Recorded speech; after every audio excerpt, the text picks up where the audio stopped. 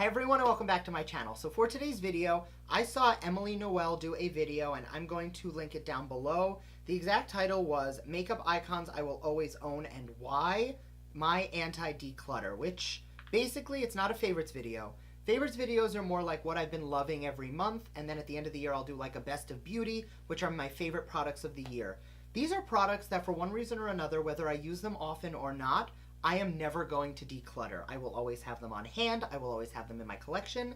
You will not see me get rid of them anytime soon.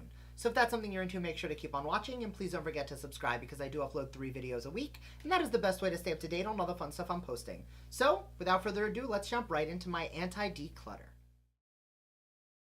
So the first thing I'm going to do, and I'm going to drop a clip in all of my brushes. Like, I am obnoxious about tools, and you'll see here on the left are the brushes that I tend to use every single day. On the right are like the ones I use very often, so they're really accessible.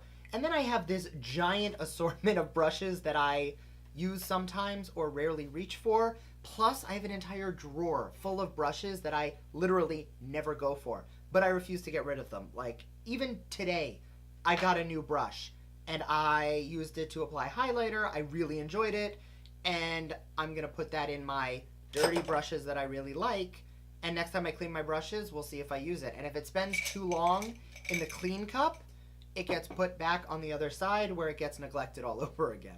Next up, because I did use it to glow a little today, this is the Anastasia Beverly Hills Nicole Guerrero Glow Kit.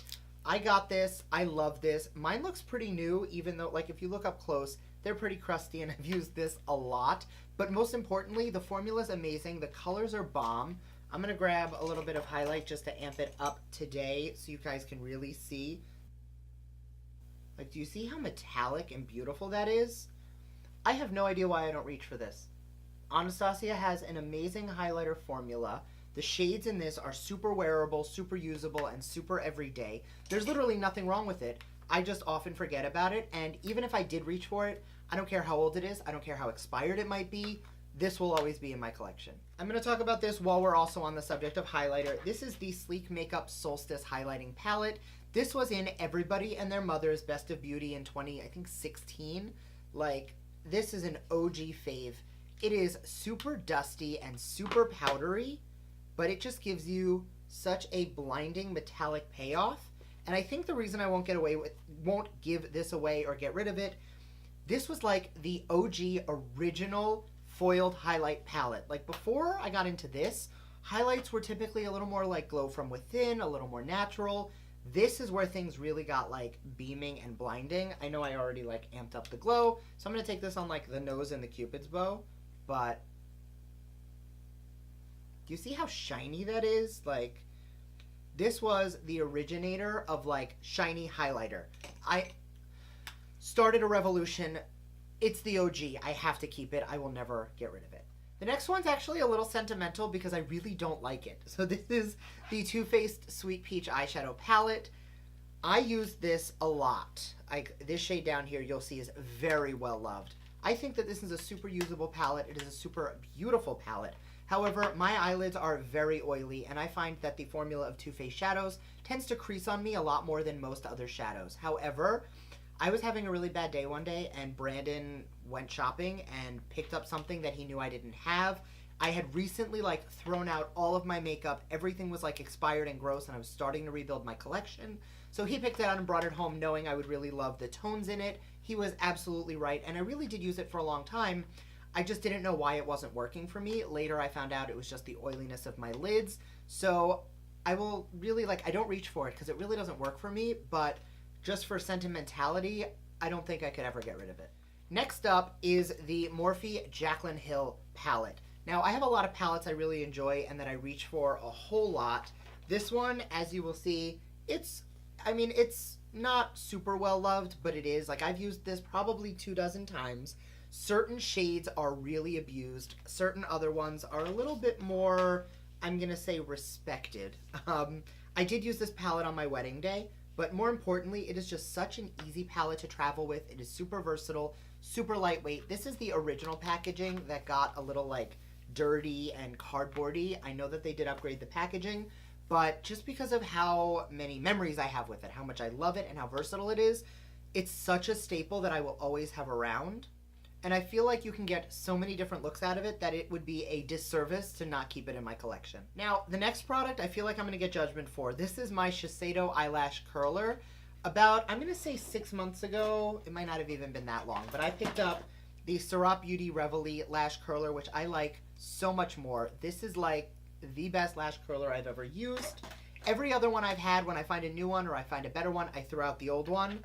I still can't find myself getting rid of this. Like, for some reason, I feel like I need it. Like, one day, the other one's not going to work as well, and I have to go back. Because I had this one for probably 3 years before I picked up a new, different curler. And I know that it makes no sense that an eyelash curler is going to stop working, or it's not going to be good, or it's going to break. But, like, I haven't invested enough trust in this one yet for me to, like, declutter this. Next up, this is the RCMA Original No Color Powder. You'll see I've used quite a bit of this. This comes with 3 ounces, so I've probably used about an ounce worth, which is more than you get in most other pressed powders. This is hands down one of the best powders I've ever used, and for a long time it was the only powder I used.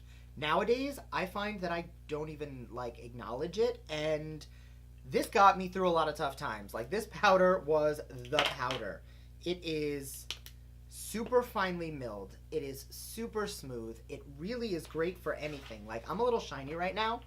I will take a little bit on a fluffy brush, not a lot, but a small amount, and I will work that over the skin, and it just takes down any shine.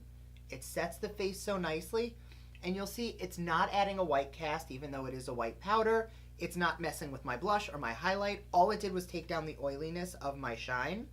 Actually, that's kind of gross. I used to stick my beauty blender right in the top. There is literally a ring of foundation around the top of this bottle. That is disgusting. Ooh, and I wiped it and made it worse. That's gross.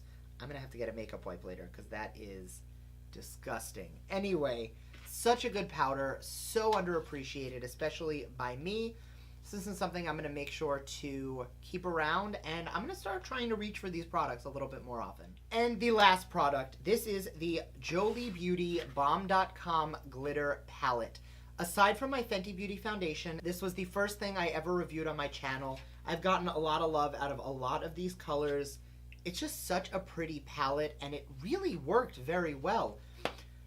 Sentimentality, this was the first video I had that ever hit 1,000 views, which for me was a huge milestone, and I mean, it still is. When I have a video do well, I get excited, but this was like unexpected. I think I had 100 subscribers at the time. It was like my 5th or 6th video. I am gonna link it above. I really don't want to, but I'm going to, and please don't cringe at the video quality.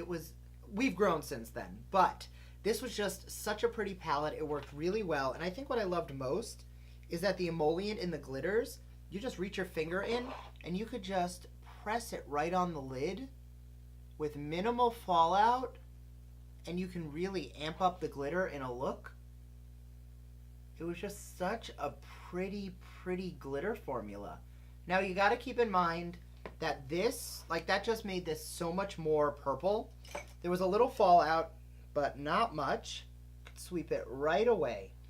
And now I think with this, what gave me like the most outstanding happiness was this was before the Stila glitters really got popular or really launched, I think. So at the time, we didn't have these super easy to use liquid glitters. Our options were using a pressed glitter like this or going in with a glitter glue and a loose glitter. And it was just such a great formula, especially when it came out. So I hope you enjoyed this video. If you did, make sure to give it a thumbs up, and thank you for watching my roundup of products that, for one reason or another, I am not going to get rid of anytime soon. So once again, thank you, and I will see you guys next time. Bye!